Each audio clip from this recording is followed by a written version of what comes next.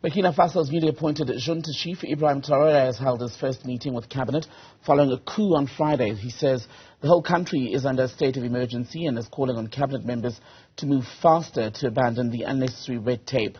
Traore was announced as the new military chief over the weekend after Paul-Henri Damiba was ousted in a coup on Friday. Damiba, who took power in a coup in January, has since left Burkina Faso for Togo. Il faut vraiment changer le rythme. Il faut changer le rythme, il faut aller vite. Tout le pays, c'est de l'urgence. Donc chacun à son niveau doit pouvoir aller plus vite et abandonner les lourdeurs administratives inutiles là. Je ne pourrais même pas citer tel point où il faut être rapide. C'est tous les points. Au Burkina, tout est urgent. De la sécurité à la défense, à la santé, à l'action sociale, à l'infrastructure, tout est urgent. On va devoir aller vite.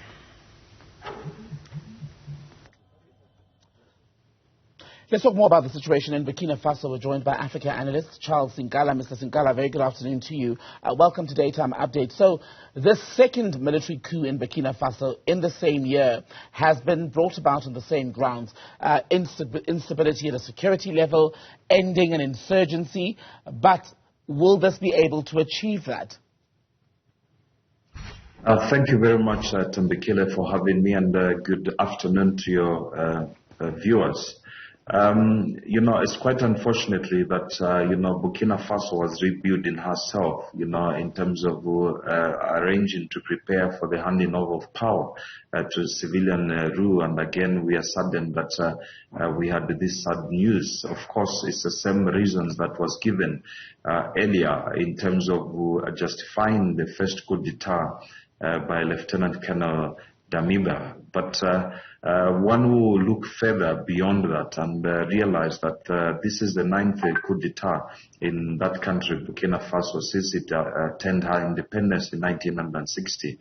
And as well as one will also understand that where these conflicts coming from, who is behind the battle. But if you look very closely, there is a battle between Russia and France over the influence of Francophone countries. Russia now is celebrating, including the statement by Russian Wagner Group, those who have mercenaries and businesses within those countries. They have celebrated that they have taken over the power. Now it is controlled by the Russians. And we can see how they've been chanting over the news as well as waving the flag of Russia in terms of in relation of celebration, and how France, accorded accommodation to the deposed leader. What are the interests of the French and the Russians in Burkina Faso? Yes, the French are a former colonial power in West Africa. You've got, as you were saying, the involvement of Russian mercenaries as well in the region as well. But when you look at scenes such as the waving of the Russian flag in parts of Burkina Faso just after the coup had been announced, and the French being accused, yes, they've denied this, of housing or sheltering Damiba before he was able to flee, you wonder what the long-term objectives are for each of the two countries. It's obvious that their influence in terms of influencing and having control or having a leader that they have entrusted there, they will give them a business of hiring mercenaries in the pretext that they are fighting against the Islamist extremists who has taken over part of the 40% of Burkina Faso. The government only controls about 60%, which is unbelievable, in terms of the governance and security for that region. To the large extent, if you look at the budget for Francophone countries, especially Burkina Faso, they're in excess of almost $1 billion, annually, in terms of ammunition and whatever the military equipment and training and the prevention of or protecting or supplying security by private and military security companies and organizations such as the Wagner Group that I mentioned earlier. Those are lucrative businesses. That's why France and Russia, they are fighting for that stake for those Francophone countries. And what does that all mean then for the prospect of a return to constitutional rule in Burkina Faso? Under Damiba, the plan was to do that within at least a 2-year window. 2024 was the target. But now, with this instability, has that goal shifted, you think, further away? Of course, Mbekile, the goal has been shifting many times from January.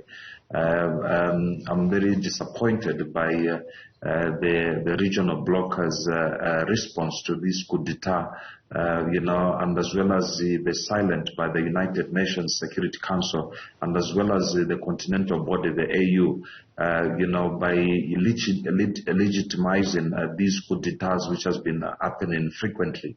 Now they are recognizing the new leader. Now they're even saying that by July next year, they have to hand over the power to the civilian rule, which is unfortunately and unprecedented in the history of Africa, that such acts are celebrated instead of condemning them and not recognizing whoever the leader who has come by the aim of the gun.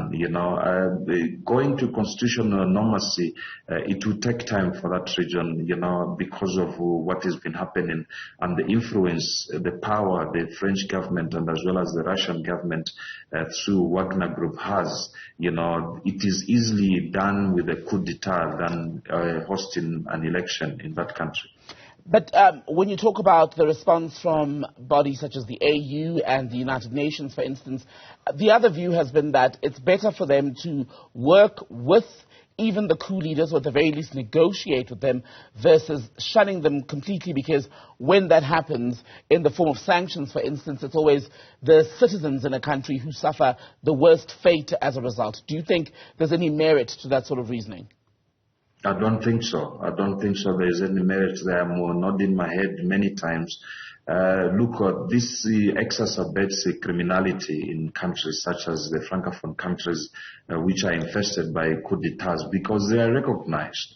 Even if they say there will be people who die during the not recognizing the army leader, dust shall settle at one time, and the constitutional normalcy shall be given to the governance of the country through the constitutional means. Them saying, accepting that, they are avoiding the bloodshed in that country. Already there is bloodshed in that country. Many of the things are not reported on the media. They can go further to recognize not only in the Francophone countries, but any other country in the world. The democratic dispensation has been very clear. Just like the southern part of Africa has been hosting very peaceful elections, as we have likely seen from Kenya, Zambia, and many others, and South Africa now is preparing for the next elections. There's no any other way to be the head of state and government for any government during this time. So the United Nations should pounce onto those who would like to take power through the means of the gun. And you can see how these so-called the French or the Russian Wagner Group, how powerful they are to get a captain to be the head of state, to depose off the lieutenant colonel who's a higher rank. You can see how they destabilize the military wings forever.